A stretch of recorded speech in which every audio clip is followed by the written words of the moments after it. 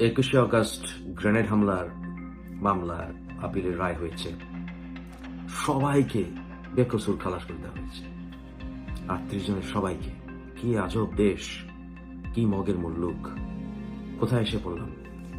এতদিন এই রায় ঝুলেছিল, এখন ম্যাজিকের মধ্যে সব রায় এসে গেল। অন্য সকল রায়ের মতো এগুলো সব ম্যাজিক হচ্ছে। সব সন্ত্রাসীরা বেরিয়ে যাচ্ছে, সন্ত্রাসের স্বর্গরাজ্য। যারা ঢুকেছিল সব বেরিয়ে যাচ্ছে।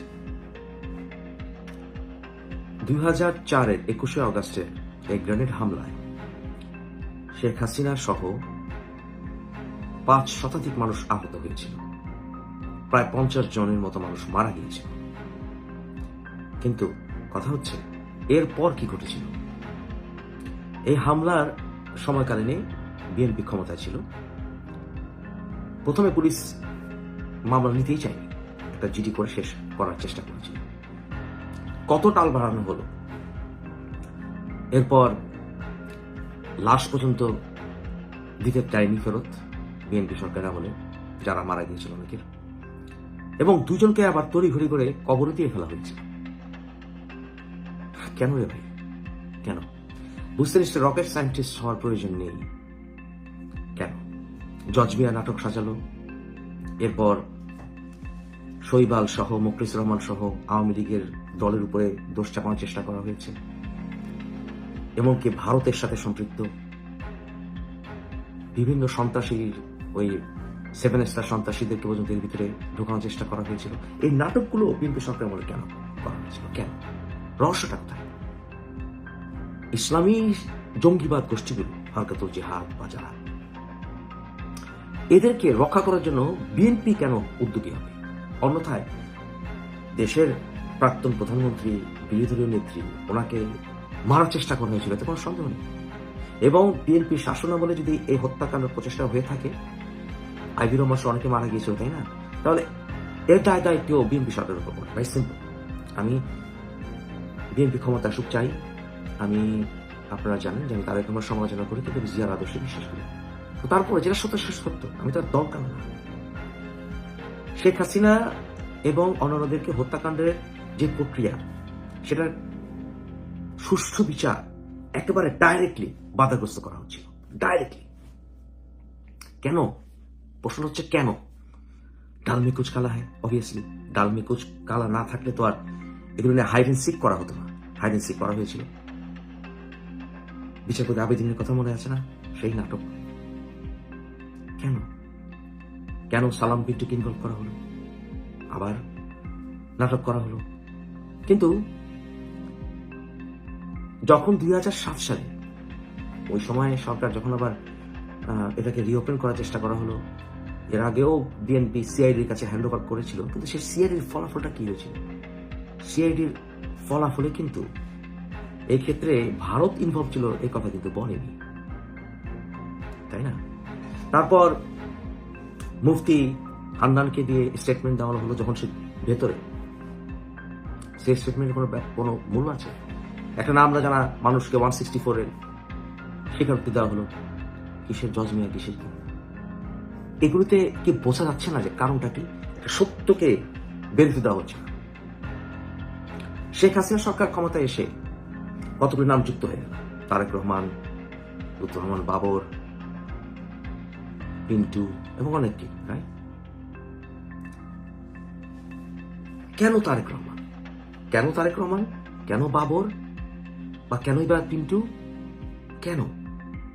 আবার বিএনপি কেন এটাকে ধামাচাপা দিতে চাচ্ছিল? বিএনপি কেন নন কোঅপারেটিভ ছিল? কেন? শেখ হাসিনা সরকার ধরে নিলাম যে তাদের সময়ে তারা রাজনৈতিক ভিন্ডিকটিভ হওয়ার কারণে হয়তোবা, যেহেতু তারা বিএনপির উপরে খেপেছিল, তারা অনেক নাম টাম ঢুকিয়েছে, যারা এই কাজগুলো করার চেষ্টা করেছে, অনেকে ঢুকিয়েছে, সাথে বিএনপি নেতাদেরকে ইচ্ছা করে ঢুকিয়েছে। কিন্তু এটা তো সত্য। অস্ত্র ধরা পড়েছে, 10 ট্রাক ধরা পড়েছে অস্ত্র, যাচ্ছিল উলফায়। কিন্তু আবার এট দ্য সেম টাইম এটা তো সত্য যে দেশে এই বিচার নিয়ে প্রহসন চলছিল বিএনপির। এটা তো সত্য যে বিএনপির আমলে তারেক রহমানের যথেষ্ট ক্ষমতা ছিল, রাইট? এবং এটা তো সত্য যে আলী হাসান মুজাহিদ সহ বিএনপির সমস্ত নেতাদের মধ্যে সক্ষতা ছিল, এবং জামাত তো একটি সন্ত্রাসী দল। জামাত সন্ত্রাসী অন্যান্য দলের সাথে নানানভাবে যোগাযোগ মেনটেন করে, উগ্রতা মেনটেন করে বিভিন্ন দেশে, এটা প্রমাণিত। এবং কি ব্রিটিশ হোম অফিসের একটা রিপোর্টেও মুসলিম ব্রাদারহুড বা ইখওয়ানে মুসলিমিন এবং জামাতের সঙ্গে চরমপন্থীতার যে যোগাযোগ, সেটা কয়েক বছর আগে হোম অফিস রিপোর্টে বেরিয়ে আসছে। এবং আপনারা দেখছেন ইভেন বর্তমানে এই চরমপন্থী দলগুলো নানানভাবে জামাতের সাথে ঐক্য করার চেষ্টায় আছে। এগুলোতে কি প্রমাণিত হয়? তাহলে আমার প্রশ্ন হচ্ছে, আপনি যদি ভিকটিম হন, আপনি নিশ্চয়ই যার দ্বারা আঘাতপ্রাপ্ত হয়েছেন তাকে সবচেয়ে বেশি টার্গেট করবেন, রাইট? তাহলে আওয়ামী লীগ সবচেয়ে বেশি কাকে টার্গেট করেছে? যে ভিকটিম তার কথা শুনবো নাকি শুনবো না? যদি তার কথা শুনি তাহলে আওয়ামী লীগ ভিকটিম। তাহলে আওয়ামী লীগ যদি ভিকটিম হয়ে থাকে, তাহলে আওয়ামী লীগ যাদেরকে বেশি টার্গেট করে কথা বলছে তাদেরকে হিসাবে আনতে হবে। আওয়ামী লীগ তো কখনো শুনিনি মুফতি হান্নান, আলী হাসান মুজাহিদ এদের ব্যাপারে বেশি টার্গেট করে কথা বলেছে 21শে অগাস্ট গ্রেনেড হামলার ব্যাপারে। এমনকি যারা ভিকটিম পরিবার অনেকের সাথে কথা বলেছে তারা কেউই ওই মুফতি হান্নান বা ইসলামিক জঙ্গি গোষ্ঠীর চাইতে বিএনপিকে দোষ দিচ্ছে বেশি। এবং বিএনপি কেন এখানে টাল ভাঙা করেছিল সেই ব্যাপারে তারা প্রশ্ন তুলছে, ডাইরেক্ট প্রশ্ন। এই প্রশ্নের উত্তর দিতে আসেনি, ডাল মে কুচ কালা হ্যায়। তারেক রহমানের সহ বিএনপির অনেক নেতাদের বিরুদ্ধে অনেক ফলস মামলা হয়েছে, কিন্তু at the same time Tarique Rahman সৎ মানুষ না। Tarique is not a honest man, স্বার্থপর লোক। বিএনপির অসংখ্য নেতাকর্মী আওয়ামী লীগ শাসনামলে অত্যাচার নিপীড়নের শিকার হয়েছে, জীবন হারিয়েছে, জেলে গেছে অনেকেই বিএনপির শাসন, বিএনপির নেতাকর্মী শেখ হাসিনার শাসনামলে। তারেক রহমান তো বহাল তবিয়তে বীর এসে বসেছে, এখন সে রাজার মতো, প্রিন্সের মতো এসে ক্ষমতা নেবে। ম্যাজিকের মতো সমস্ত রায়গুলো চলে আসছে, সব কেউ সব মানে 38 জনের সব খালাস। এটা কিভাবে সম্ভব? তাহলে এটার মূল হোতা কি? মূল হোতা কোন অবস্থায় ইসলামিক জঙ্গি গোষ্ঠী হতে পারে না। মূল হোতা তারা হয়তো বা অ্যাটাক ক্যারি আউট করেছে, তারপরেও ওই যে আপনার দুই ভাটির সাক্ষ্য আছে না, যে তারা অস্ত্র নিয়ে এসে গ্রেনেড সাপ্লাই দিয়েছিল, কারা দিল, কিভাবে দিল? মানবাধিকার এবং জানমাল রক্ষা করার বিফলতাও সরকারের ফেলার। সিম্পল, সবকিছুতেই বিএনপি এই ফেলার হাতে নিতে হবে 100%। তাহলে কেন এটার আবার পুনরায় ইনভেস্টিগেশন হবে না, বা কেন 38 জনের সবাই বাদ পড়ে গেল? তাহলে মূল সরকারের অজান্তে এত বড় অ্যাটাক ক্যারি আউট হওয়া ইম্পসিবল।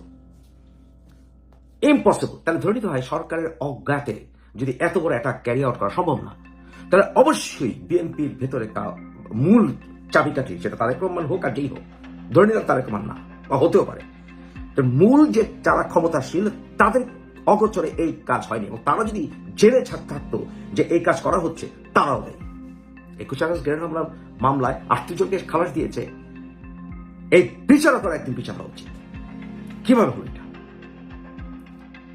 তাই যদি সত্য জানতে হয়, এই রায় আবার বাতিল করে এর আবার ইনভেস্টিগেশন করতে হবে, এবং এই সরকার যে অবৈধভাবে এই বিচারকদেরকে ঢুকাচ্ছে এটাও মানতে হবে।